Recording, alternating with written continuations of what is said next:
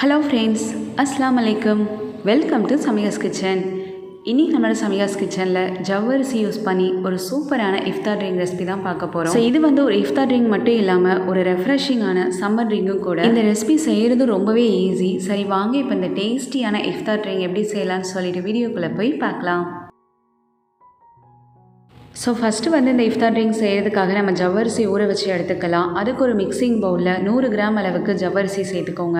And இது கூடவே தேவையான அளவுக்கு தண்ணி சேர்த்துட்டு இந்த ஜவ்வரிசியை ஒரு 2லேருந்து 3 மணி நேரத்துக்கு நல்லா ஊற வச்சுக்கோங்க. ஜவ்வரிசி இந்த மாதிரி நல்லா ஊற வச்சிட்டோம்னா அதை குக் பண்ணுறதுக்கு ரொம்பவே ஈஸியாக இருக்கும். ஸோ ஜவ்வரிசி ஊற வச்சதுக்கு அப்புறமா நெக்ஸ்ட்டு வந்து நம்ம ஜெல்லி ரெடி பண்ணி எடுத்துக்கலாம். ஸோ ஜெல்லி செய்கிறதுக்காக நான் இன்ஸ்டன்ட் ஸ்ட்ராபெரி ஜெல்லி ஒரு பேக் எடுத்துகிட்டு அதை வந்து ஒரு மிக்சிங் பவுலில் சேர்த்துக்கிட்டேன். இப்போ இது கூட 1/2 லிட்டர் அளவுக்கு நல்ல சூடான தண்ணி சேர்த்து நல்லா மிக்ஸ் பண்ணி விட்டுக்கோங்க.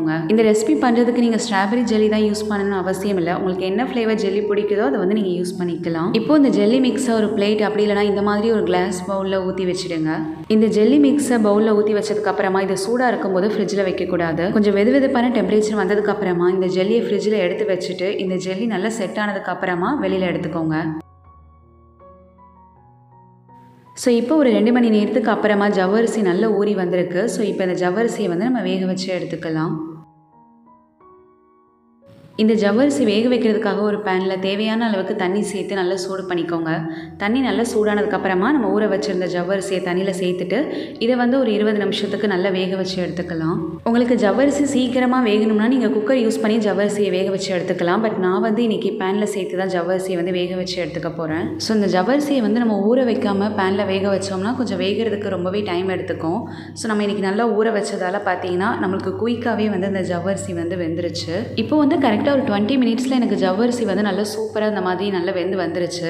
இந்த மாதிரி ஜவ்வரிசி நல்லா வெந்து வந்ததுக்கப்புறமா ஃப்ளேம் ஸ்விட்ச் ஆஃப் பண்ணிவிட்டு இந்த ஜவ்வரிசியில் இருக்கக்கூடிய தண்ணியெல்லாம் நல்லா வடிகட்டி தனியாக எடுத்து வச்சுக்கோங்க. ஸோ இப்போ வந்து நம்ம இஃப்தார் ட்ரிங்க் ப்ரிப்பேர் பண்ண ஸ்டார்ட் பண்ணிடலாம். இந்த இஃப்தார் ட்ரிங்க் பண்ணுறதுக்காக ஒரு பேனில் 1 லிட்டர் அளவுக்கு நல்லா காய்ச்சி ஆற வச்சு ஃப்ரிட்ஜில் வச்சு சில் பண்ணி வச்சுருக்கிற பால் வந்து சேர்த்துக்கலாம். இது கூடவே நம்ம வேக வச்சு வச்சுருக்கிற ஜவ்வரிசி சேர்த்துக்கலாம். அண்ட் உங்களோட டேஸ்ட்டுக்கு ஏற்ற மாதிரி இது கூட நீங்கள் சுகர் சேர்த்துக்கோங்க. அப்புறம் இதில் 5 table spoon rose milk syrup சேர்த்துக்கலாம். அப்புறம் இதில் வந்து சின்னதாக கட் பண்ணி வச்சுருக்கிற நட்ஸ் உங்களோட தேவைக்கு ஏற்ற மாதிரி சேர்த்துக்கோங்க. நான் வந்து கொஞ்சம் பாதாம், பிஸ்தா, கேஷ்யூ இந்த மாதிரி சின்னதாக கட் பண்ணிவிட்டு சேர்த்துக்கிறேன். ஸோ இப்போ நட்ஸ் சேர்த்ததுக்கப்புறமா இதை வந்து நல்லா மிக்ஸ் பண்ணி விட்டுக்கோங்க. ஸோ இந்த மாதிரி நல்லா மிக்ஸ் பண்ணி விட்டதுக்கப்புறமா இப்போ இதில் வந்து நம்ம ஜெல்லி சேர்த்துக்கலாம். ஸோ இப்போ ஜெல்லி வந்து இந்த மாதிரி நல்லா செட் ஆனதுக்கப்புறமா நான் ஃப்ரிட்ஜில் இருந்து வெளியில் எடுத்து வச்சுட்டேன். இப்போ இந்த ஜெல்லியை வந்து இந்த மாதிரி நல்ல சின்ன சின்ன பீசஸாக கட் பண்ணிவிட்டு ஜவ்வரிசி சர்பத்தோடு சேர்த்துக்கோங்க.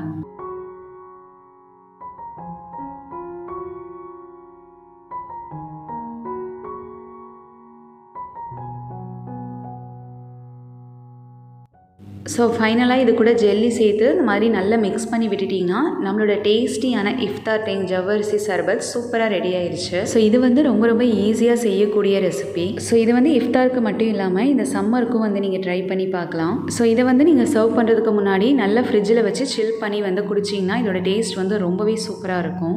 ஸோ இன்றைக்கி வந்து நம்மளோட சமிகாஸ் கிச்சனில் பார்த்த இந்த இஃப்தார் ட்ரிங்க் ரெசிபி கண்டிப்பாக உங்களுக்கு பிடிக்கும்னு நினைக்கிறேன். இந்த ரெசிபி உங்களுக்கு பிடிச்சிருந்துச்சுன்னா கண்டிப்பாக நீங்களும் இதே மாதிரி இதை உங்கள் வீட்டில் ஒரு தடவை செஞ்சு பாருங்கள். செஞ்சு பார்த்துட்டு இது எப்படி இருந்துச்சுன்னா மறக்காம உங்களோட ஃபீட்பேக்ஸ் எனக்கு கமெண்ட்ஸில் சொல்லுங்கள். அண்ட் என்னோட இந்த வீடியோ உங்களுக்கு பிடிச்சிருந்துச்சுன்னா என்னோட சேனலை லைக் பண்ணுங்கள், கமெண்ட் பண்ணுங்கள், ஷேர் பண்ணுங்கள். அண்ட் மறக்காமல் சப்ஸ்கிரைப் பண்ணிக்கோங்க.